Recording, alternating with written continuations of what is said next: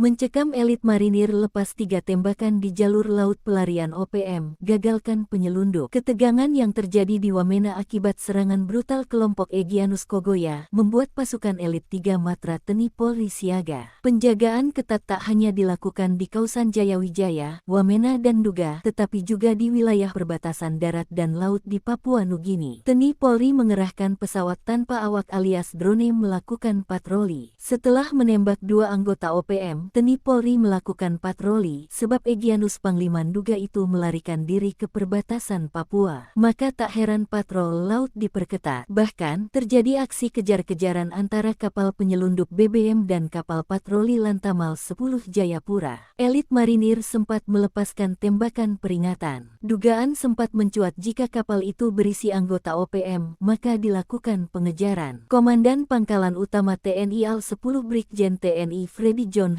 Pardosi, diwakili Komandan Satrol Kolonel Laut Dedi Obed mengatakan, para pelaku dan barang bukti diamankan pada tanggal 10 Juni tahun 2025 pukul 18:05 waktu Indonesia Timur. Ia mengungkapkan, dalam patroli kali ini pihaknya mengamankan 800 liter BBM jenis Pertalite yang hendak dibawa ke Papua Nugini. Tim mendeteksi longboat mencurigakan menuju perbatasan RI PNG. Saat diminta berhenti, kapal itu kabur, yang memicu tim untuk melakukan pengejaran intensif, jelas dan Satrol kepada wartawan di Jayapura Rabu tanggal 11 Juni tahun 2025.